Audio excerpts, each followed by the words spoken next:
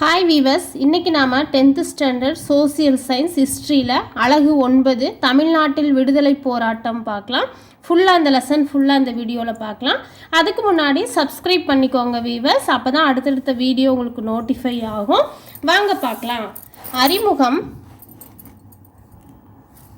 அறிமுகம் காலனி ஆட்சியை எதிர்ப்பதில் தமிழ்நாடு முன்னோடியாக திகழ்ந்திருக்கு. 18ஆம் நூற்றாண்டின் இறுதி பகுதியிலே பாளையக்காரர் தமிழ்நாட்டில் தங்கள் அரசியல் ஆதிக்கத்தை நிறுவ முயன்ற ஆங்கிலேயர்களின் முயற்சிகளை எதிர்த்திருக்காங்க. பாளையக்காரர்களின் தோல்விக்கு பின்னரும் கூட 1806 வேலூர் கோட்டையில் இந்திய வீரர்களும் அதிகாரிகளும் ஓர் எழுச்சியை திட்டமிட்டு நடத்தியிருக்காங்க. அப்புரட்சி தென்னிந்தியாவின் பல இராணுவ முகாம்களிலும் எதிரொலிச்சிருக்குன்னு சொல்லியிருக்காங்க. இந்த பேரால ஃபுல்லுமே பார்த்திங்கன்னா இந்த அறிமுகம், இந்த தமிழ்நாட்டு விடுதலை போராட்டம் எப்படி ஸ்டார்ட் ஆச்சு, எப்படி இதெல்லாம் கொண்டு வந்தாங்கங்கிறத இந்த அறிமுகத்தில் கொடுத்துருக்காங்க. அதனால் நம்ம 9.1 தமிழ்நாட்டின் தொடக்க கால தேசிய அதிர்வுகள் பார்க்கலாம். சென்னை வாசிகள் சங்கம் தென்னிந்தியாவில் தொடங்க பெற்ற காலத்தால் முற்பட்ட அமைப்பான இவ்வமைப்பு தனிப்பட்ட குழுக்களின் விருப்பங்களை காட்டிலும் பொதுமக்களின் தேவைகளை அனைவருக்கும் தெரிவிப்பதை நோக்கமாக கொண்டு உருவானது தான் சென்னை வாசிகள் சங்கம். இவ்வமைப்பு 1852 கஜ்லு லட்சுமி நரசு சீனிவாசனார் மற்றும் அவர்களை சேர்ந்தோர்களாலும் நிறுவப்பெற்றது. எப்போன்னா 1852 தான் சென்னை வாசிகள் சங்கம் நிறுவப்பெற்றிருக்கு. யாரெல்லாம்னா கஜ்லு லட்சுமி நரசு சீனிவாசனார் மற்றும் அவர்களை சேர்ந்தவர்களால் தான் இந்த அமைப்பு நிறுவப்பட்டிருக்கு. இந்த அமைப்பில் வணிகர்கள் தான் அதிக எண்ணிக்கையில் அங்கம் வகிச்சிருந்திருக்காங்க. எந்த அமைப்பில்னா சென்னை வாசிகள் சங்கத்தில் வணிகர்களே அதிக எண்ணிக்கையில் அங்கம் வகிச்சிருந்திருக்காங்க. தனது உறுப்பினர்களின் நலன்களை முன்னெடுப்பது, வரிகளை குறைக்க கோரிக்கை வைப்பது போன்ற நோக்கங்களை இவ்வமைப்பு உள்ளடக்கி இருந்திருக்கு. வரிகளை குறைக்கணும், நம்மள இந்த சங்கத்தில் இருக்கிற உறுப்பினர்களுடைய குறைகளை கோரிக்கை வைப்பது எல்லாம் பார்த்துக்கணும், நலன்களையும் முன்னெடுப்பதும் நோக்கமாக வச்சு தான் இந்த சென்னை வாசிகள் சங்கம் நோக்கமாக வச்சு உள்ளடக்கி இருந்திருக்கு.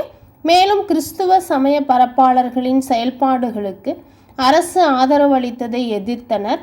மக்களின் நிலை, அவர்களின் தேவைகள் ஆகியவற்றின் மீது அரசின் கவனத்தை திரும்பும் பணியை இவ்வமைப்பு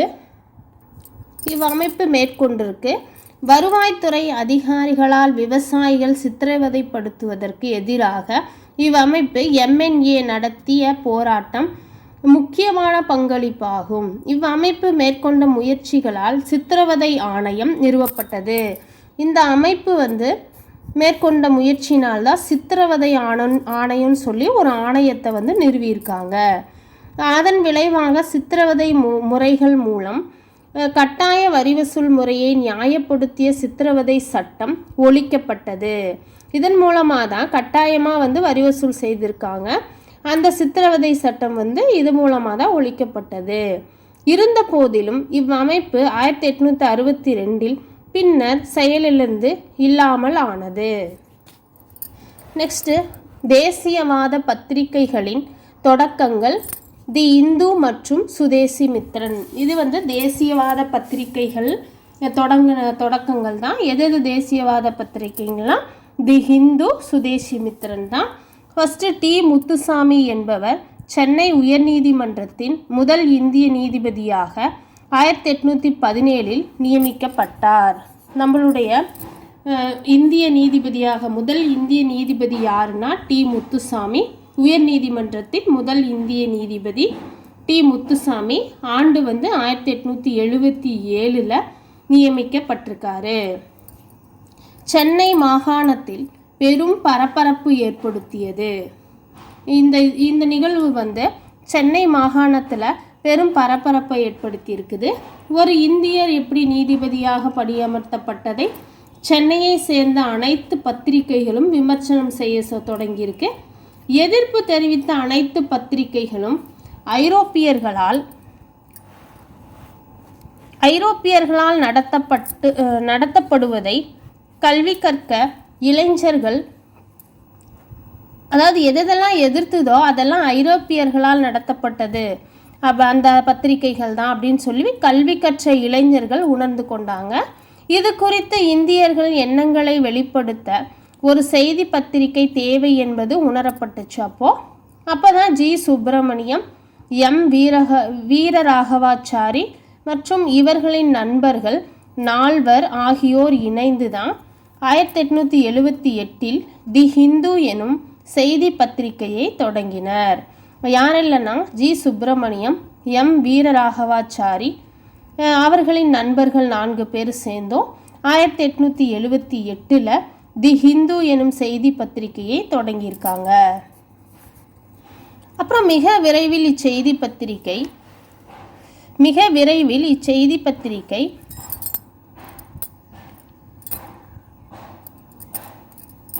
தேசிய பிரச்சாரத்திற்கான கருவியானது. இந்த பத்திரிகை சி சுப்பிரமணியம் 1891 சுதேசி மித்திரன் என்ற பெயரில் தமிழில் ஒரு தேசிய பருவ இதழையும் தொடங்கினார்.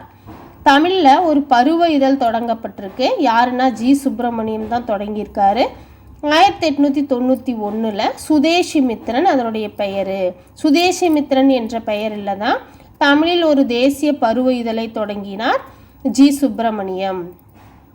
1899 அவ்விதழ் நாளிதழாக மாறியது. சுதேசி மித்திரன் அப்படிங்கிற பருவ இதழ் நாளிதழாக மாறின ஆண்டு 1899. Indian Patriot, South Indian Mail, Madras Standard, Deshabhimani, Vijaya, Suryodayam, India போன்ற உள்நாட்டு பத்திரிகைகள் தொடங்கப்படுவதற்கு இதுதான் ஊக்கமளிச்சிருக்குன்னு சொல்கிறாங்க. நெக்ஸ்ட்டு சென்னை மகாஜன சபை.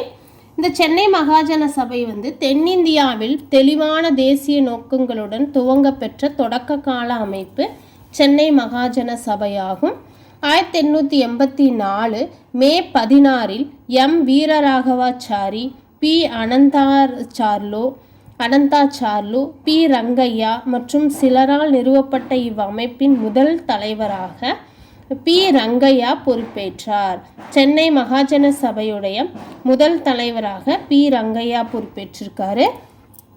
இதனுடைய செயலாளராக பொறுப்பேற்ற பி அனந்தாச்சார்லு இதன் செயல்பாடுகளில் பங்காற்றினார். அமைப்பின் உறுப்பினர்கள் குறிப்பிட்ட இடைவெளிகளில் ஒன்று கூடி தனிப்பட்ட விதத்திலும் அறை கூட்டங்கள் நடத்தி பொது பிரச்சனைகள் குறித்து விவாதித்து தங்கள் கருத்துக்களை அரசுக்கு தெரியப்படுத்தினாங்க. குடிமை பணிகளுக்கான தேர்வுகள் இங்கிலாந்திலும் இந்தியாவிலும் ஒரே சமயத்தில் நடத்தப்பட வேண்டும் சொல்லி லண்டனில் உள்ள இந்திய கவுன்சிலில் மூடுவது, வரிகளை குறைப்பது, இராணுவ குடியியல் நிர்வாக செலவுகளை குறைப்பது ஆகிய இவ்வமைப்பின் கோரிக்கைகள் ஆகும். இந்த அமைப்புடைய கோரிக்கைகள் இவைகள் தான். இவ்வமைப்பின் பல கோரிக்கைகள் பின்னர் 1885 உருவாக்கப்பட்ட தேசிய காங்கிரஸின் கோரிக்கைகளாக மாறின. அப்புறம் மிதவாத கூட்டம். சென்னை மகாஜன சபை போன்ற மாகாண அமைப்புகளில் அகில இந்திய அளவிலான அமைப்புகள் நிறுவப்படுவதற்கு வழிகோலியது. இந்தியாவின் பல்வேறு பகுதியிலிருந்து இந்திய தேசிய காங்கிரஸ் தலைவர்கள் காங்கிரஸ் உருவாக்கப்படுவதற்கு முன்பாகவே பல கூட்டங்களில் கலந்து கொண்டிருக்காங்க. அவ்வாறான ஒரு கூட்டம் 1884 டிசம்பரில் அடையாறு எனும் இடத்தில் உள்ள பிரம்மஞான சபையில் கூடியது. அப்போது தாத்தாபாய் நவ்ரோஜி, கேடி தௌலாங், அப்புறம் சுதேந்திரநாத் பானர்ஜி மற்றும் சில முக்கிய தலைவர்களுடன் சென்னையிலிருந்து G Subramaniam, P Rangaiah, P Anandacharlu போன்றோரும் இக்கூட்டத்தில் கலந்து கொண்டனர். இந்த பாக்ஸில் தமிழ்நாட்டின் முக்கிய தொடக்க கால மிதவாத தேசியவாதிகளை பற்றி கொடுத்துருக்காங்க. யாருன்னா VS Srinivasa Sastri, PS Sivasami, GA Natesan. தொடக்க கால தேசியவாதிகள் அரசமைப்பு வழிமுறைகளின் மீது நம்பிக்கை கொண்டிருந்தனர். அறைக்கூட்டங்கள் நடத்துவதும் பிரச்சனைகளை குறித்து ஆங்கிலத்தில் கலந்துரையாடுவதும் அவர்களின் செயல்பாடுகளாக இருந்திருக்கு. வங்க பிரிவினையின் போது திலகரும் ஏனைய தலைவர்களும் பெருவாரியான மக்கள் கலந்து கொண்ட பொதுக்கூட்டங்களை நடத்தியதாலும் மக்களை ஈடுபட செய்வதற்காக வட்டார மொழியை பயன்படுத்தியதாலும் தொடக்க கால தேசியவாதிகள் மிதவாதிகள் என படலாயினர். அதனால தான் இவங்களெல்லாம் வந்து தொடக்க கால தேசியவாதிகள் தான் மிதவாதிகள் என்று அதுக்கப்புறம் அழைக்கப்பட்டிருக்காங்க. சென்னையை சேர்ந்த புகழ்பெற்ற தமிழ்நாட்டு மிதவாத தலைவர்கள் யாரெல்லாம்னா V C. Srinivasa Sastri, P S. Sivasami, V. Krishnasami, TR.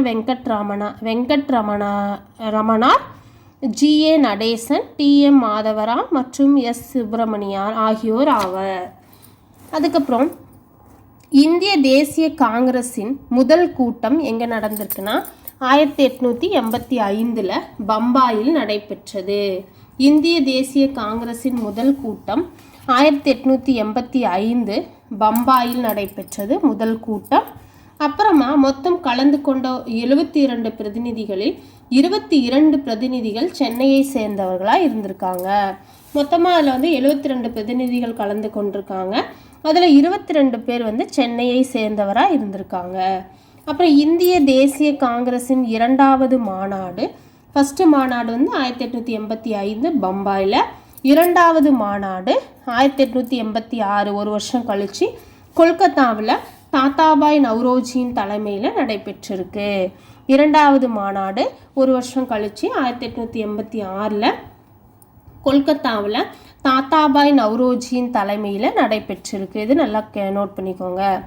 காங்கிரஸின் மூன்றாவது மாநாடு, இது வந்து மூன்றாவது மாநாடு பத்ருதீன் தியாப்ஜியின் தலைமையில், அது ஒரு வருஷம் கழிச்சு தான் 1887 சென்னையில் இன்று 1000 விளக்கு அப்படிங்கிற இடத்துல அழைக்கப்படுகிற மக்கீஸ் தோட்டத்தில் தான் நடைபெற்றிருக்கு. ஃபஸ்ட்டு இந்திய தேசிய காங்கிரஸின் முதல் கூட்டம் 1885, இரண்டாவது கூட்டம் பம்பாயில், இரண்டாவது கூட்டம் 1886, அது வந்து கொல்கத்தாவில் தாத்தாபாய் நவ்ரோஜி தலைமையில் நடைபெற்றது.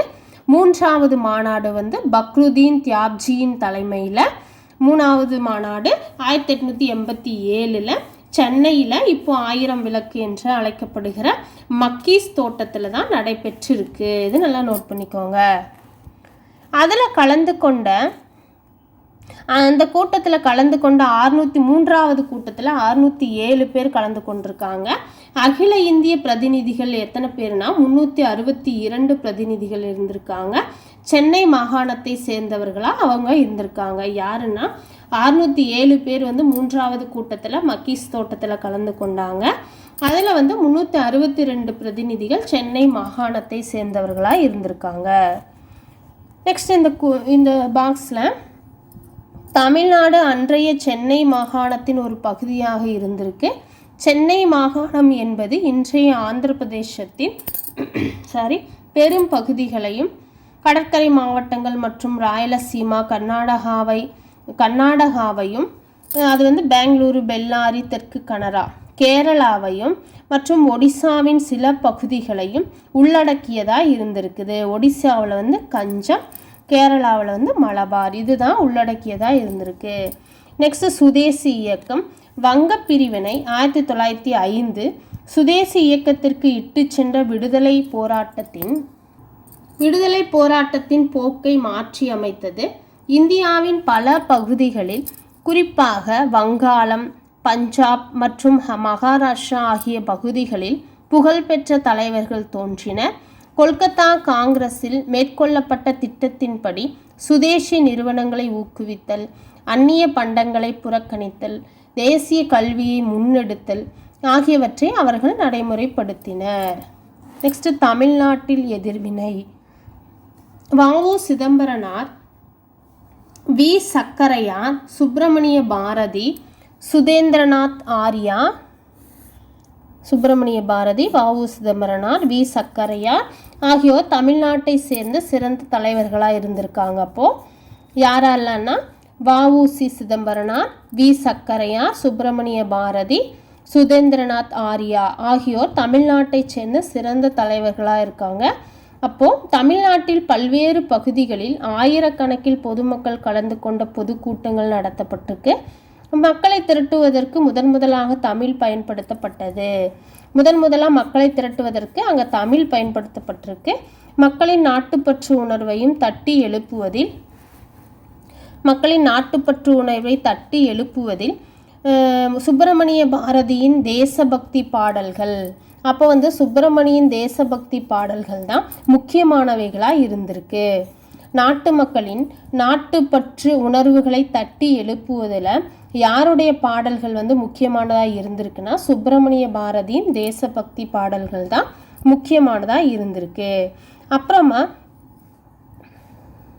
சுதேசி கருத்துக்களை பரப்புரை செய்ய பல இதழ்களும் தோன்றியிருக்கு. அப்புறம் சுதேசி மித்திரன் இந்தியா ஆகிய 2 முக்கிய இதழ்களாக அப்போ தோன்றியிருக்கு. எப்பன்னா சுதேசி மித்திரன் இந்தியா ஆகிய 2 முக்கிய இதழ்கள் அப்போ தோன்றியிருக்கு. தீவிர தேசியவாத தலைவரான பிபின் சந்திரபால் சென்னையில் சுற்றுப்பயணம் மேற்கொண்ட போது ஆற்றிய சொற்பொழிவுகள் இளைஞர்களை கவர்ந்திருக்கு. யாருன்னா பிபின் சந்திரபால் சென்னையில் சுற்றுப்பயணம் மேற்கொண்டிருக்காரு. அப்போ அவர் பேசின வார்த்தைகள் பேசின சொற்பொழிவுகள் இளைஞர்களை கவர்ந்த விதமாக இருந்திருக்கு. சுதேசி இயக்கத்தில் மாணவர்களும் இளைஞர்களும் பெருமளவில் பங்கேற்றனர். நெக்ஸ்ட் சுதேசி நீராவி கப்பல் நிறுவனம். சுதேசியை செயல்படுத்துவதில் மேற்கொள்ளப்பட்ட துணிகரமான நடவடிக்கைகள் ஒன்று யாதெனில் தூத்துக்குடியில் வ.உ. சிதம்பரனார் தொடங்கப்பட்ட சுதேசி நீராவி கப்பல் நிறுவனம் ஆகும். சுதேசி நீராவி கப்பல் நிறுவனம் தூத்துக்குடியில் வ.உ. சிதம்பரனாரால் தொடங்கப்பட்டது. அவர் காளியா மற்றும் லாவோ எனும் 2 கப்பல்களை விலைக்கு வாங்கி, என்னென்ன கப்பல் பெயர்கள் பாருங்க, காளியா மற்றும் லாவோ என்ற 2 கப்பல்களை விலைக்கு வாங்கி அவற்றை தூத்துக்குடிக்கும் கொழும்புக்கும் இடையே ஓட்டினார். திருநெல்வேலி எழுச்சி. திருநெல்வேலியிலும் தூத்துக்குடியிலும் நூற்பாலை தொழிலாளர்களை அணிதிரட்டுவதில் வ.உ. சுப்பிரமணிய சிவாவின் தோளோடு தோள் நின்றார். இவர் 1908 ஐரோப்பியருக்கு சொந்தமான கோரல் நூற்பாலையில் நடைபெற்ற வேலை நிறுத்தத்திற்கு தலைமையேற்றார். இந்நிகழ்வு நடைபெற்ற அதே சமயத்தில் பிபின் சந்திரபால் விடுதலை செய்யப்பட்டார். பிபின் விடுதலை செய்யப்பட்டதை கொண்டாடுவதற்காக பொதுக்கூட்டம் ஏற்பாடு செய்வதாக வ.உ.சியும் சிவாவும் கைது செய்யப்பட்டனர். தலைவர்கள் இருவரும் அரச துரோகம் குற்றச்சாட்டப்பட்ட கடுங்காவல் தண்டனை விதிக்கப்பட்டுச்சு. அப்போ அவங்களுக்கு தொடக்கத்தில் வ.உ.சி கொடுமையான வகையில் 2 ஆயுள் தண்டனை, வ.உ.சிக்கு 2 ஆயுள் தண்டனை அவருக்கு வழங்கப்பட்டிருக்கு. மக்கள் செல்வாக்கு பெற்ற இவ்விரு தலைவர்களுக்கு கைது செய்யப்பட்ட செய்தி பரவியதில் திருநெல்வேலியில் கலகம் வெடிச்சிருக்கு. காவல் நிலைய, நீதிமன்ற, நகராட்சி அலுவலக கூட்டங்கள் தீக்கிரையாக்கப்பட்டன, தீ வச்சு விட்டுருக்காங்க. அதுக்கப்புறம் காவல் நிலையங்களுக்கும் நகராட்சிகளுக்கும் அலுவலக கட்டிடங்களுக்கும் தீ வைக்கப்பட்டிருக்கு. காவலர்கள் நடத்திய துப்பாக்கி சூட்டில் 4 நபர்கள் கொல்லப்பட்டிருக்காங்க. சிறையில் வ.உ.சி கடுமையாக நடத்தப்பட்டதோடு செக்கிழுக்கவும் வைக்கப்பட்டார். செக்கிழுக்கிற வேலையும் அவருக்கு கொடுக்கப்பட்டு வ.உ. சிதம்பரனார் சிறையில் ரொம்ப கடுமையாக நடத்தப்பட்டிருக்காரு. சிறை தண்டனையை தவிர்ப்பதற்காக சுப்பிரமணிய பாரதி பிரெஞ்சுக்காரர்களின் ஆதிக்கத்திலிருந்து பாண்டிச்சேரிக்கு இடம்பெயர்ந்தார். அப்போ பாண்டிச்சேரிக்கு போயிருக்காரு. யாருன்னா சுப்பிரமணிய பாரதி. அப்போ தான் பிரெஞ்சுக்காரிடம் ஆதிக்கத்தில் இருந்து பாண்டிச்சேரிக்கு இடம்பெயர்ந்திருக்காரு. இந்த நிகழ்வின் போது தான் அப்புறம் பாரதியின் முன்னுதாரணத்தை அரவிந்த் கோஷ், வி.வி. சுப்பிரமணியனார் போன்ற தேசியவாதிகளும் பின்பற்றியிருக்காங்க. அதுக்கப்புறம் நெக்ஸ்ட் தமிழ்நாட்டில் புரட்சிகர தேசியவாதிகளின் செயல்பாடுகள். புரட்சிகர தேசியவாதிகளுக்கு பாண்டிச்சேரி பாதுகாப்பான புகலிடமாயிற்று. தமிழ்நாட்டை சேர்ந்த புரட்சிகர தேசியவாதிகள் பலருக்கு புரட்சிகர நடவடிக்கைகளை குறித்து அறிமுகமும் பயிற்சியும் லண்டனில் இருந்த இந்தியா ஹவுஸ் என்ற இடத்திலும் பாரிஸிலும் வழங்கப்பெற்றது.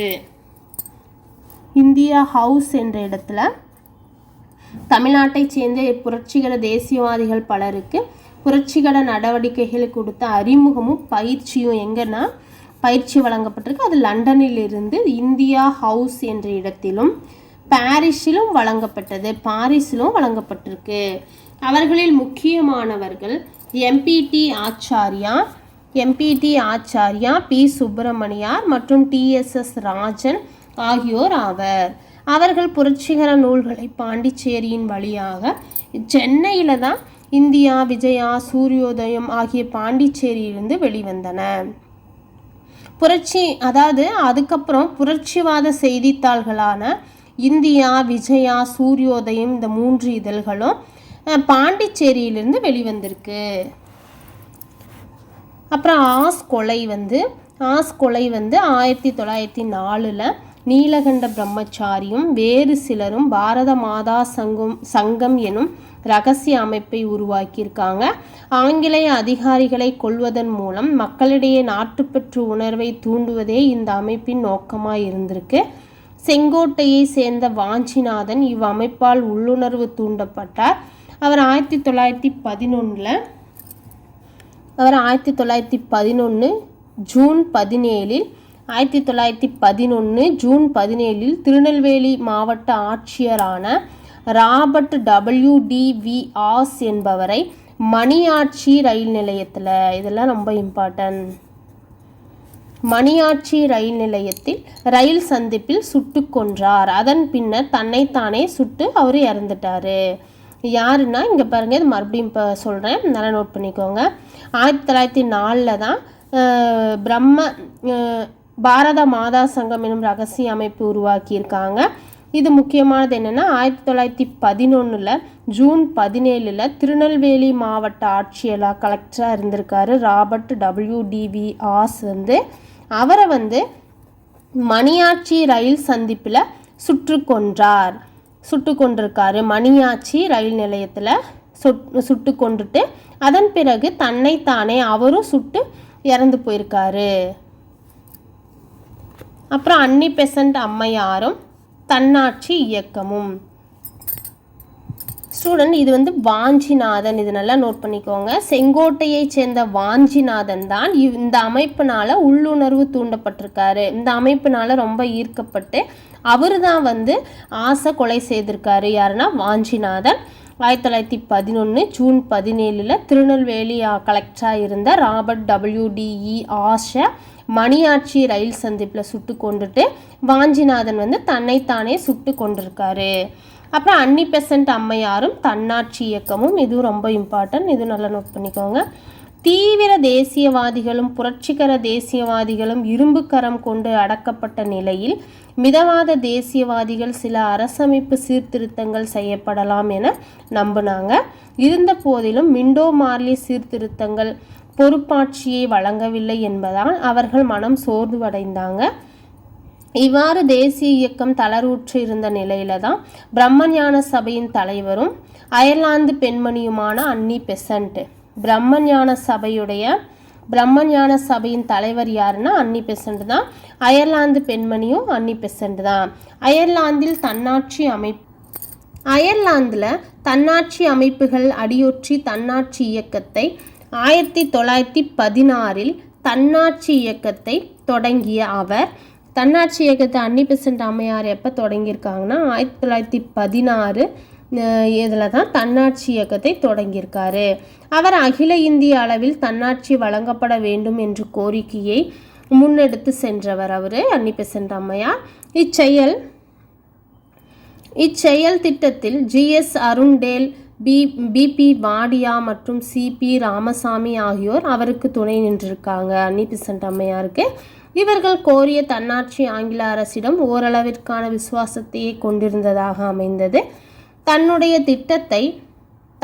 திட்டத்தை மக்களிடையே கொண்டு செல்வதற்காக அன்னி பெசன்ட் நியூ இந்தியா, காமன்வீல் எனும் 2 செய்தித்தாள்களை தொடங்கினார். இந்த திட்டங்களை மக்களிடத்தில் கொண்டு போகிறதுக்கு இதழ்களை தொடங்கியிருக்காங்க அன்னி பெசன்ட் அம்மா. அவங்க எதுன்னா அன்னி பெசன்ட் அம்மையார் நியூ இந்தியா காமன்வீல் அப்படிங்கிற 2 செய்தித்தாள்களை தொடங்கியிருக்காங்க. யாருன்னா அன்னி பெசன்ட் அம்மையார். நெக்ஸ்ட்டு அதிநவீன இந்த ஒரு முக்கியமான கூற்று சொல்லியிருக்காங்க. அதிநவீன வசதிகளுடன் கூடிய ரயிலில் அடிமைகளாக இருப்பதை விட சுதந்திரத்துடன் கூடிய மாட்டு வண்டியே சிறந்தது என கூறியிருக்காரு. யாருன்னா அன்னி பெசன்ட் அம்மையார். இந்த மாட்டு வண்டின்னு வந்தாவே அன்னி பெசன்ட் அம்மையார்னு ஒரு சின்னதாக க்ளூ ஞாபகம் வச்சுக்கோங்க. ரயில் வண்டி அதிநவீன வசதிகளுடன் கூடிய ரயிலுக்கு அடிமையிலாக இருப்பதை விட சுதந்திரத்துடன் கூடிய மாட்டு வண்டி தான் சிறந்ததுன்னு சொன்னவர் அன்னி பெசன்ட் அம்மையார். 1910ஆம் ஆண்டு பத்திரிகையை சட்டப்படி அன்னி பெசன்ட் பிணை தொகையாக பெருமளவு பணத்தை செலுத்தும்படி அறிவுறுத்தப்பட்டிருக்காங்க. அன்னி பெசன்ட் விடுதலை பெற இந்தியா எப்படி துயருற்றது, இந்தியா ஒரு தேசம் எனும் 2 புத்தகங்களையும் சுயாட்சி குறித்த துண்டு பிரசாரத்தையும் எழுதினார். இது முக்கியமானது. அன்னி பெசன்ட் அம்மா வந்து 1910ஆம் ஆண்டு பத்திரிகை சட்டத்தின்படி அன்னி பெசன்ட் பிணைப்பு தொகையாக பெருமளவு பணத்தை செலுத்தப்படி அறிவுறுத்தப்பட்டிருக்காங்க. அப்போ அன்னி பெசன்ட் விடுதலை பெற இந்தியா எப்படி துயருற்றது, இந்தியா ஒரு தேசம் எனும் 2 புத்தகங்கள், இது 2மே புத்தகங்கள், சுயாட்சி குறித்து துண்டு பிரசுரத்தையும் எழுதினாங்க. நெக்ஸ்ட் பிராமணர் அல்லாத இயக்கமும் காங்கிரஸிற்கு சவாலும். தென்னிந்திய நல உரிமை சங்கம் பிராமணர் அல்லாதார் தங்கள் நலன்களை பாதுகாத்து கொள்வதற்காக தங்களை ஒரு அரசியல் அமைப்பாக அணிதிரட்டு கொண்டனர். 1912 சென்னை திராவிடர் கழகம் 1912 உருவாக்க பெற்றது. இதன் செயலாளர் யாருன்னா சி. நடேசனார். செயலாளுமிக்க வகையில் பங்காற்றினார். 1916 ஜூன் மாதத்தில் அவர் பிராமணர் அல்லாத மாணவர்களுக்காக திராவிடர் சங்க தங்கும் விடுதியை நிறுவினார். பிராமணர் அல்லாத மாணவர்களுக்காக திராவிடர் சங்க தங்கும் விடுதியை நிறுவியவர் யாருன்னா C. Natesanar. 1916 November 20 P. Thyagarajar, doctor T M. Rayar, T. Natesanar ஆகியோர் தலைமையில் சுமார் 30 பிராமணர் அல்லாதவர்கள் சென்னை விக்டோரியா பொது அரங்கில் கூடியிருக்காங்க. அப்புறம் பிராமணர் அல்லாதவர்களின் நலன்களையும் மேம்படுத்துவதற்காக தென்னிந்திய நல உரிமை சங்கம் எனும் அமைப்பும் அதுக்கப்புறம் தான் உருவாக்கப்பட்டிருக்கு. தென்னிந்திய நல உரிமை சங்கம் எனும் அமைப்பும் உருவாக்கப்பட்டது. அப்புறம் நீதி கட்சி அமைச்சரவை 1920 நடத்தப்பெற்ற தேர்தல்களை காங்கிரஸ் புறக்கணிச்சிருச்சு. சட்டமன்றத்தில் மொத்தம் இருந்த 98 இடங்களில் 63 நீதி கட்சி வெற்றி பெற்றது. 98 தான் சட்டமன்றங்களில் 1920 நடத்தப்பட்ட தேர்தல் காங்கிரஸ் புறக்கணிச்சிருச்சு. ஆனாலும் சட்டமன்றத்தில் மொத்தம் 98 இடங்கள் இருந்திருக்கு. அதில் 63 இடங்களில் நீதி கட்சி வெற்றி பெற்றிருக்கு. அப்புறம் நீதி கட்சியின் ஏ. சுப்பராயலும் முதலாவது முதலமைச்சர் ஆனார். நீதி கட்சியின் முதலமைச்சர் யாருன்னா ஏ. சுப்பராயலு. 1923 நடைபெற்ற தேர்தலுக்கு பின்னர் நீதி கட்சியை சேர்ந்த பனகல் அரசர் அமைச்சரவையை அமைச்சிருக்காரு. அதுக்கப்புறமா பனகல் அரசர் தான் அமைச்சரவையை அமைத்தார். அப்புறம் கீழே அரசின் அடக்குமுறை நடவடிக்கைகள் ரவுலட் சட்டம். ஆங்கில அரசு 1919 கொடூரமான குழப்பவாத புரட்சி குற்றச்சட்டத்தை இயற்றியிருக்கு. இச்சட்டத்தை பரிந்துரை செய்த குழுவினுடைய தலைவரின் பெயர் சர் சிட்னி ரவுலட் ஆவார். எனவே இச்சட்டம் பரவலாக ரவுலட் சட்டம் என அறிவிக்கப்பட்டது. ஏன்னா சர் சிட்னி அவரால் தான் இது கொண்டு வரப்பட்டதுனால அவருடைய பெயராலேயே ரவுலட் சட்டம் என அறியப்பட்டது. இச்சட்டத்தின் கீழ் முறையான நீதித்துறை சார்ந்த விசாரணைகள் இல்லாமலேயே யாரை வேண்டுமானாலும் பயங்கரவாதி என குற்றம் சாட்டி அரசு சிறையில் அடைக்கலாம். இதை கண்டு இந்தியர்கள் திகிலடைந்தனர். மக்களின் கோபத்திற்கு குரல் கொடுத்த காந்தியடிகள் தென்னாப்பிரிக்காவில் தான் பயன்படுத்திய போராட்ட வடிவான சத்தியாகிரகத்தை அப்புறம் ரவுலட் சத்தியாகிரகம் 1919 மார்ச் 18 மெரினா கடற்கரையில் நடைபெற்ற கூட்டத்தில் காந்தியடிகள் உரையாற்றியிருக்காரு.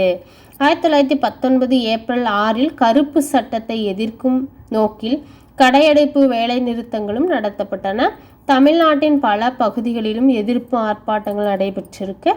அதுக்கப்புறம் சென்னை நகரின் பல பகுதிகளிலிருந்து தொடங்கிய ஊர்வலங்கள், மெரினா கடற்கரையில் ஒன்றிணைந்த பெரும் மக்கள் கூட்டம், அந்நாள் முழுவதும் உண்ணாவிரதம் பிரச்சனைகளும் மேற்கொள்ளப்பட்டன.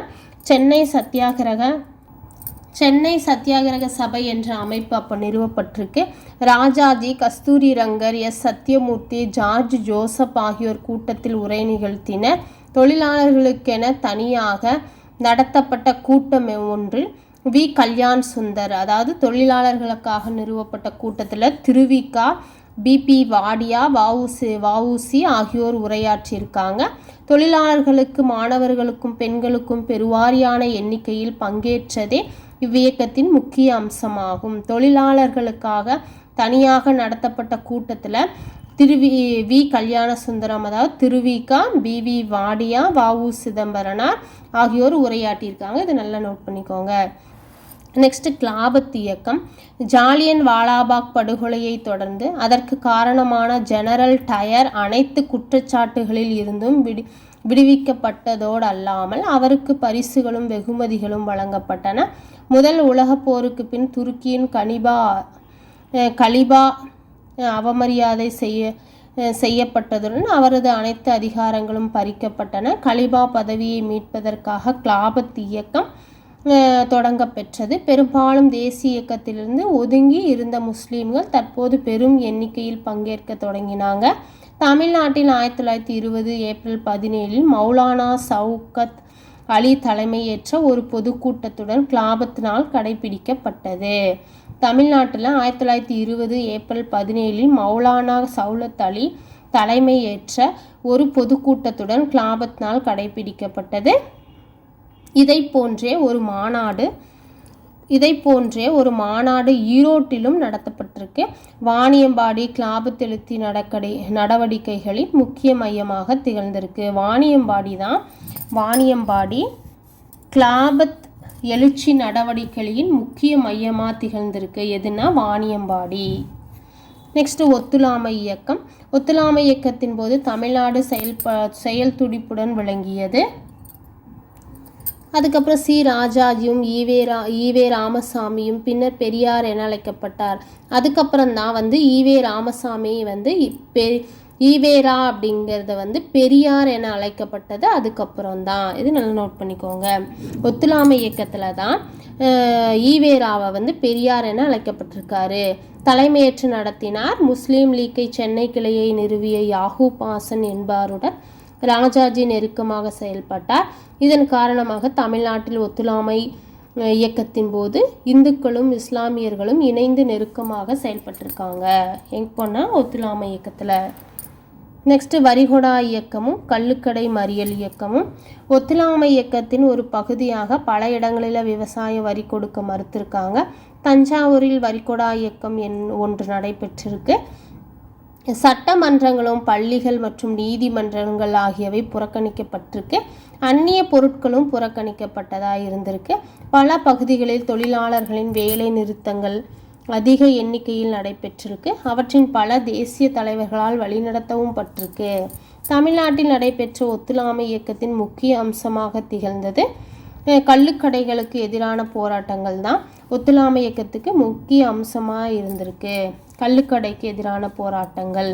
1921 நவம்பரில் சட்டமறுப்பு இயக்கத்தை தொடங்குவதென முடிவு செய்யப்பட்டது. ராஜாஜி, சுப்பிரமணிய சாஸ்திரி, ஈவேரா ஆகியோர் கைது செய்யப்பட்டனர். 1922 ஜனவரி 13 வேல்ஸ் இளவரசனின் வருகை புறக்கணிக்கப்பட்டது. காவல்துறையின் அடக்குமுறையில் 2 கொல்லப்பட்டனர். பலர் காயமும் அடைஞ்சிருக்காங்க. 1922 சௌரா நிகழ்வின் 22 காவலர்கள் கொல்லப்பட்டதை தொடர்ந்து ஒத்துழையாமை இயக்கம் விலக்கி கொள்ளப்பட்டது. அதனால தான் ஒத்துழையாமை இயக்கம் விலக்கி கொள்ளப்பட்டிருக்கு. நெக்ஸ்ட் சுயராஜ்ய கட்சியினர் நீதி கட்சியினர் இடையேயான போட்டி. ஒத்துழையாமை இயக்கம் விலக்கி கொள்ளப்பட்டதை தொடர்ந்து காங்கிரஸ் மாற்றத்தை விரும்புவோர் என பிரிஞ்சிருக்கு. அதுக்கப்புறம் காங்கிரஸ் மாற்றத்தை விரும்பாதோர் சட்டமன்ற புறக்கணிப்பை தொடர விரும்பினர். மாற்றத்தை விரும்பியோர் தேர்தலில் போட்டியிட்டு சட்டமன்றத்தினுள் செல்ல விரும்பியிருக்காங்க. ராஜாஜியுடன் காந்தியத்தை தீவிரமாக பின்பற்றும் வேறு சிலர் இணைந்து சட்டமன்றத்திற்கு செல்வதை எதிர்த்திருக்காங்க. கஸ்தூரி ரங்கர், M.A. அன்சாரி ஆகியோருடன் சேர்த்து கொண்ட ராஜாஜி சட்டமன்றத்தை புறக்கணிப்பது எனும் கருத்தை முன்வைத்தார். இக்கருத்துக்கு ஏற்பட்ட எதிர்ப்பு காங்கிரசுக்குள்ளேயே சித்தரஞ்சன் தாஸ், மோதிலால் நேரு ஆகியோரால் சுயராஜ்ய கட்சி உருவாக்கப்படுவதற்கு இட்டு சென்றது. தமிழ்நாட்டில் எஸ். சீனிவாசனார், எஸ். சத்தியமூர்த்தி ஆகியோர் சுயராஜ்ய கட்சியினருக்கு தலைமையேற்றிருக்காங்க. யாருன்னா தமிழ்நாட்டில் எஸ். சீனிவாசனார், எஸ். சத்தியமூர்த்தி தான் சுயராஜ்ய கட்சிக்கு தலைமையேற்றிருக்காங்க. அப்புறம் சுப்பராயன் அமைச்சரவை 1926 நடைபெற்ற சென்னை மகாசன தேர்தலில் தேர்ந்தெடுக்கப்பட்ட உறுப்பினர்களில் சுயராட்சிய கட்சியினர் பெரும்பான்மை இடங்களில் வெற்றி பெற்றிருக்காங்க. இருந்த போதிலும் காங்கிரசின் கொள்ளைக்கு இணங்கி ஆட்சி பொறுப்பு ஏற்க மறுத்த மாறாக அவர்கள் சுயேட்சை வேட்பாளராக பி. சுப்பராயனுக்கு அமைச்சரவை அமைக்க உதவினர். 1930 நடைபெற்ற தேர்தலில் சுயராஜ்ய கட்சியினர் போட்டியிடாததால் நீதி கட்சி எளிதாக வெற்றி பெற்றிருக்கு. இக்கட்சி தொடர்ந்து 1937 வரை ஆட்சி புரிந்திருக்கு. நீதி கட்சி தொடர்ந்து 1937 வரை ஆட்சி செய்திருக்கு. அப்புறம் சைமன் குழு புறக்கணித்தல் 1919 ஆண்டுக்கு சட்டத்தின் செயல்பாடுகள் பரிசீலனை செய்த சீர்திருத்தங்களை பரிந்துரை செய்ய 1927 இந்திய சட்டப்பூர்வ ஆணையம் ஒன்று சர் ஜான் சைமனின் தலைமையில் அமைக்கப்பெற்றிருக்கு. 1927 இந்திய சட்டப்பூர்வ ஆணையம் கொண்டு வரப்பட்டிருக்கு. யாருடைய தலைமையில்னா சர் ஜான் சைமன் அவருடைய தலைமையில் தான் அந்த இந்திய சட்டப்பூர்வ ஆணையம் அமைக்கப்பட்டிருக்கு. அதனால் வெள்ளையர்கள் மட்டுமே கொண்டிருந்த இக்குழுவில் ஒரு இந்தியர் கூட இடம்பெறாத இந்தியர்களுக்கு மிக பெரும் மனசோர்வு ஏற்பட்டிருந்திருக்கு. ஆகையால் காங்கிரஸ் சைமன் குழுவை புறக்கணித்தது. சென்னையில் எஸ். சத்தியமூர்த்தி தலைமையில் சைமன் குழு எதிர்ப்பு பிரச்சார குழு ஒன்று உருவாக்கப்பட்டிருக்கு. 1929 பிப்ரவரி 18 சைமன் குழு சென்னைக்கு வந்தபோது குழுவுக்கு எதிராக கருப்பு கொடி காட்டப்பட்டது. சென்னைக்கு வந்தது எப்போ சைமன் குழுனா 1929 பிப்ரவரி 18. அப்புறம் சட்ட மறுப்பு இயக்கம் பூரண சுயராஜ்யத்தை நோக்கி 1927 இந்திய தேசிய காங்கிரசின் சென்னை மாநாடு முழுமையான சுதந்திரமாகவே தனது இலக்கு என அறிவித்தது. முழுமையான சுதந்திரம்தான் தனது இலக்கு என அறிவிச்சிருக்கு இந்திய தேசிய காங்கிரஸ். 1929 லாகூரில் கூடிய காங்கிரஸ் மாநாட்டில் பூரண சுயராஜ்யம் என்பதே இலக்கு என தீர்மானமும் நிறைவேற்றப்பட்டிருக்கு. மேலும் 1930 ஜனவரி 26 ராவி நதியின் கரையில் சுதந்திரத்தை அறிவிக்கும் விதமாக ஜவஹர்லால் நேரு தேசிய கொடியை ஏற்றினார். இது நல்லா நோட் பண்ணிக்கோங்க. 1930 ஜனவரி 26 ராவி நதிக்கரையில் சுதந்திரத்தை அறிவிக்கும் விதமாக ஜவஹர்லால் நேரு தான் தேசிய கொடியை ஏற்றிருக்காரு. இது நல்லா நோட் பண்ணிக்கோங்க. நெக்ஸ்ட் வேதாரண்ய உப்பு சத்தியாகிரகம். காந்தியடிகள் முன்வைத்த கோரிக்கைகளை வைஸ்ராய் ஏற்றுக்கொள்ளாததை தொடர்ந்து அவர் சட்ட மறுப்பு இயக்கத்தையும் தொடங்கியிருக்காரு. ராஜாஜி உப்பு சத்தியாகிரகம் ஒன்றினை ஏற்பாடு செய்து தலைமையேற்று வேதாரண்யம் நோக்கி அணிவகுத்து சென்றிருக்காரு. யாருன்னா ராஜாஜி தான் தலைமையேற்று உப்பு சத்தியாகிரகத்தை ஒன்று ஏற்பாடும் செய்து அதை தலைமையேற்று வேதாரண்யம் நோக்கி அணிவகுத்து சென்றார். தாங்களாகவே முன்வந்த 1000 தொண்டர்களின் 100 தொண்டர்கள் மட்டுமே அணிவகுப்புக்கு தேர்ந்தெடுக்கப்பட்டிருக்காங்க. அப்போ 1930 ஏப்ரல் 13 திருச்சிராப்பள்ளியிலிருந்து தொடங்கி ஏப்ரல் 28 தஞ்சாவூர் மாவட்டத்தில் வேதாரண்யத்தை சென்றடைந்தது. இந்த அணி 1930 ஏப்ரல் 13 திருச்சிராப்பள்ளியில் இருந்து தொடங்கி ஏப்ரல் 28 தஞ்சாவூர் மாவட்டத்தின் வேதாரண்யத்தை சென்றடைந்தது. இவ்வணி வகுப்புக்கென்றே கத்தியின்றி இரத்தமின்றி யுத்தமொன்று வருகுது, சத்தியத்தின் நித்தியத்தை நம்பும் யாரும் சேருவீர். கத்தியின்றி இரத்தமின்றி யுத்தமொன்று வருகுது, சத்தியத்தின் நித்தியத்தை நம்பும் யாரும் சேருவீர் எனும் சிறப்பு பாடலை நாமக்கல் கவிஞர் ராமலிங்கரார் புனைந்திருந்தார். இந்த அணிக்காகவே என்ன அணினா இந்த அணி தான் தலைமையேற்று ராஜாஜி தலைமையேற்று நடத்த உப்பு சத்தியாகிரகம். இதுக்காகவே இந்த வேதாரண்யம் சென்றடையத்தை இந்த அணிவகுப்புக்கென்று ஸ்பெஷலாக நாமக்கல் கவிஞர் ராமலிங்கனார் பாடியிருக்கார் இந்த பாடலை. கத்தியின்றி இரத்தமின்றி யுத்தம் ஒன்று வருகிறது, சத்தியத்தின் நித்தியத்தை நம்பும் யாரும் சேருவீர். இந்த பாடல் வரிகளை நாமக்கல் ராமலிங்கனார் பாடியிருக்காரு. அப்புறம் காவல்துறையின் கொடூரமான நடவடிக்கைகளை பொருட்படுத்தாமல் அணிவகுத்து சென்ற சத்தியாகிரகத்துக்கு பயணித்த பாதை எங்கும் எழுச்சிமிகு வரவேற்பு அளிக்கப்பட்டிருக்கு. வேதாரண்யம் சென்றடைந்த பின்னர் ராஜாஜியின் தலைமையில் 12 தொண்டர்கள் உப்பு சட்டத்தை மீறி உப்பை அள்ளியிருக்காங்க. எத்தனை பேர்னா 12 தொண்டர்கள். உப்பு சட்டத்தை மீறியதற்காக ராஜாஜி அப்போ கைது செய்யப்பட்டிருக்காரு. TSS ராஜன், திருமதி ருக்மணி லட்சுமிபதி, சர்தார் வேதரத்தினம், சி சாமிநாதர் மற்றும் கே சந்தானம் ஆகியோரும் வேதாரண்யம் உப்பு சத்தியாகிரகத்தில் பங்கேற்று ஏனைய முக்கிய தலைவராக இருந்திருக்காங்க. அப்புறம் தமிழக மாவட்டங்களில் பரவலான போராட்டங்கள் என்னென்ன அப்படின்னா, டி பிரகாசம், கே நாகேஸ்வர ராவ் ஆகியோர் தலைமையில் சத்தியாகிரகிகள் சென்னைக்கு அருகேயுள்ள உதயவனம் என்ற இடத்தில் ஒரு முகாமை அமைத்திருந்தாங்க உதயவனத்தில். ஆனால் அவர்கள் காவல்துறையால் கைது செய்யப்பட்டனர். இந்நிகழ்ச்சி சென்னையில் கடையெடுப்பிற்கு வழிகோலியது.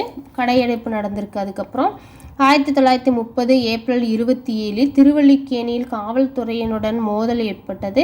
3 மணி நேரம் நடைபெற்ற இம்மோதலில் 3 நபர்கள் உயிரிழந்திருக்காங்க.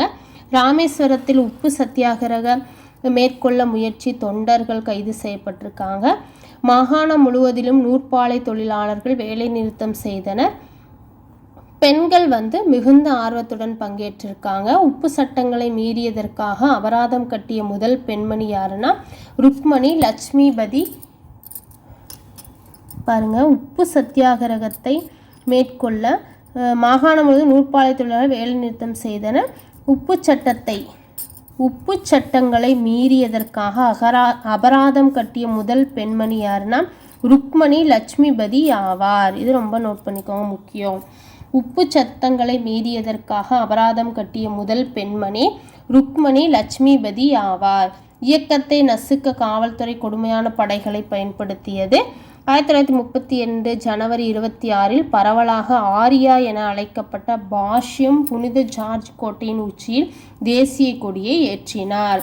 புனித ஜார்ஜ் கோட்டையின் உச்சியில் தேசிய கொடியை ஏற்றினது 1932 ஜனவரி 26 ஆரியா என அழைக்கப்பட்ட பாஷ்யம் தான் தேசிய கொடியை ஏற்றியிருக்காரு. அப்புறம் திருப்பூரில் குமரனின் வீரமரணம்.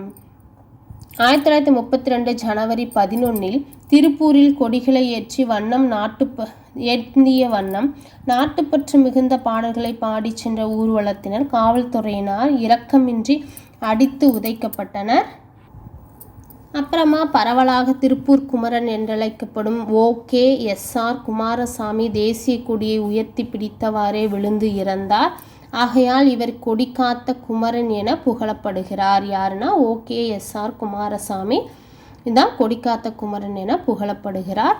அப்புறம் முதல் காங்கிரஸ் அமைச்சரவை 1937 தேர்தலில் காங்கிரஸ் வெற்றி பெற்றிருக்கு. அப்புறமா நீதி கட்சி படுதோல்வி அடைஞ்சிருக்கு. தோல்விகளில் காங்கிரஸ் பெற்ற வெற்றியானது மக்களிடையே அது பெற்றிருந்த செல்வாக்கை சுட்டி காட்டியிருக்கு. சென்னையில் ராஜாஜி முதல் காங்கிரஸ் அமைச்சரவையை அமைத்தார்.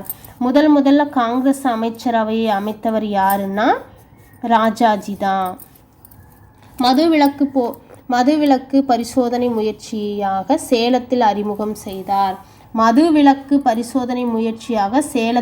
அறிமுகம் செய்தார். இதன் மூலம் ஏற்படும் வருவாய் இழப்பு ஈடு செய்ய விற்பனை வரியையும் அறிமுகப்படுத்தியிருக்காரு.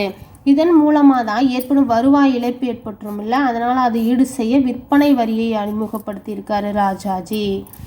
எப்போனா சென்னையில் ராஜாஜி முதல் காங்கிரஸ் அமைச்சரவை அமைத்ததுக்கு பிறகு தான் சேலத்தில் மது விலக்கை பரிசோதனை முயற்சியாக சேலத்தில் அறிமுகம் செய்திருக்காரு. அதுக்கப்புறம் வருவாய் இழப்பை ஈடு செய்ய விற்பனை வரியையும் அறிமுகப்படுத்தினார். யாருன்னா ராஜாஜி. தேர்ந்தெடுக்கப்பட்ட இந்திய அமைச்சரவையை கலந்து ஆலோசிக்காமல் ஆங்கில அரசு இந்தியாவை 2ஆம் உலகப் போரில் ஈடுபடுத்தியதால் காங்கிரஸ் அமைச்சரவை ராஜினாமா செய்தது. அப்புறம் இந்தி எதிர்ப்பு போராட்டம். பள்ளிகளில் இந்தி மொழி கட்டாய பாடமாக அறிமுகம் செய்யப்பட்டது. இது ராஜாஜியால் மேற்கொள்ளப்பட்ட ஒரு சர்ச்சைக்குரிய நடவடிக்கையாக இருந்திருக்கு. தமிழ் மொழிக்கும் பண்பாட்டிற்கும் தீங்கு விளைவிக்க ஆரிய வட இந்தியர்களால் சுமத்தப்பட்ட ஏற்பாடாக இது கருதப்பட்டதால் மக்களிடையே பெரும் மனக்கசப்பை ஏற்படுத்தியது.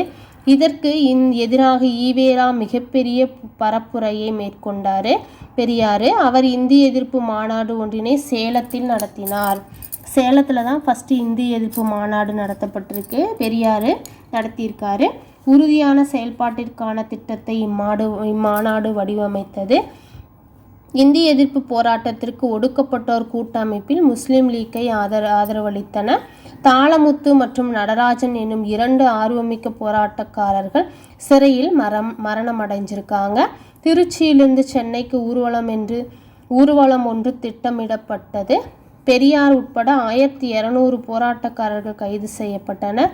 காங்கிரஸ் அரசு பதவி விலகியதை தொடர்ந்து நிர்வாகத்தை கைக்கொண்ட சென்னை மாகாண ஆளுநர் இந்தி கட்டாய பாடம் என்பதை நீக்கினார். நெக்ஸ்ட்டு வெள்ளையனே வெளியேறு இயக்கம் லாஸ்ட்டாக கொடுத்துருக்கா 9.6. 1942 ஆகஸ்ட் 8 வெள்ளையனே வெளியேறு தீர்மானம் நிறைவேற்றப்பட்டது. 1942 ஆகஸ்ட் 8 செய் அல்லது செத்துமடி எனும் முழக்கத்தை வழங்கினார். இந்த வெள்ளையனே வெளியேறு இயக்கத்தில் தான் காந்தியடிகள் செய் அல்லது செத்துமடி என்னும் முழக்கத்தை வழங்கியிருக்காரு. இது நல்லா நோட் பண்ணிக்கோங்க. ஒட்டுமொத்த காங்கிரஸ் தலைவர்களும் ஒரே நாள் இரவில் கைது செய்யப்பட்டிருக்காங்க. ஒவ்வொரு ரயில் நிலையத்திலும் காவலர்கள் உள்ளூர் தலைவர்களின் பெயர் பட்டியலை வைத்துக்கொண்டு அவர்கள் ரயிலை விட்டு இறங்கியதும் கைது செய்வதை பம்பாயிலிருந்து ஊர் திரும்பி கொண்டிருந்த காமராசர் கவனிச்சிருக்காரு. காவல்துறையினரின் கண்ணில் படாமல் அரக்கோணத்திலேயே அவர் இறங்கியிருக்காரு. பின்னர் அவர் தலைமறைவாகி வெள்ளையனே வெளியேறு இயக்கத்திற்காக மக்களை திரட்டும் பணியை மேற்கொண்டிருக்காரு. தீராத மக்கள் இயக்கம் இவ்வியக்கத்தில் சமூகத்தில் அனைத்து பிரிவினரும் பங்கேற்றிருக்காங்க. இந்த இயக்கத்தில் தீராத மக்கள் இயக்கத்தில் அனைத்து சமூகத்தின் பிரிவினரும் பங்கேற்றிருக்காங்க. அனைத்து இயக்கத்தில் சமூகத்தின் அனைத்து பிரிவினரும் பக்கிம்காம் மற்றும் கர்நாட்டிக் மில், சென்னை துறைமுகம், சென்னை மாநகராட்சி மற்றும் மின்சார டிராம் போக்குவரத்து போன்ற இடங்களில் பெருமளவிலான தொழிலாளர் போராட்டங்கள் நடத்தப்பெற்றன. பெரும் எண்ணிக்கையில் ஆண்களும் பெண்களும் இந்திய தேசிய இராணுவத்தில் சேர்ந்திருக்காங்க. அப்போது வெள்ளையனே வெளியேறு இயக்கம் இரக்கமற்ற முறையில் வன்முறை மூலம் ஒழிக்கப்பட்டது. அப்போ தான் இந்திய தேசிய இராணுவத்தில் சேர்ந்திருக்காங்க. பெருமளவு ஆண்களும் பெண்களும் அப்போ சேர்ந்திருக்காங்க. ராயல் இந்தியன் கப்பற்படை புரட்சியும் இங்கிலாந்தில் புதிதாக ஆட்சி பொறுப்பேற்ற தொழிலாளர் கட்சி அரசு தொடங்கிய பேச்சுவார்த்தைகளும் இந்திய விடுதலைக்கு வழிகோலியிருக்கு. சோகம் யாதெனில் நாடு இந்தியா பாகிஸ்தான் என 2ஆக பிரிக்கப்பட்டது தான் சோகம் அப்போ நடந்திருக்குன்னு சொல்லியிருக்காங்க. அது குறித்து 8ஆம் பாடத்தில் எடுத்திருக்கேன்னு சொல்லியிருக்காங்க. இதோடு நமக்கு முடிஞ்சிருச்சு. அதுக்கப்புறம் தான் இந்தியா பாகிஸ்தான் பிரிக்கப்பட்டிருக்கு. ஸ்டூடெண்ட் இந்த லெசன் முழுசாக முக்கியமான குறிப்புகள் எல்லாம் பார்த்துட்டோம். நல்லா பார்த்து படிச்சுக்கோங்க. இந்த வீடியோ உங்களுக்கு பிடிச்சிருந்தா மறக்காமல் சப்ஸ்கிரைப் பண்ணுங்கள். உங்கள் விருப்பங்களை கமெண்ட் பாக்ஸில் தெரிவிங்க. நன்றி, வணக்கம்.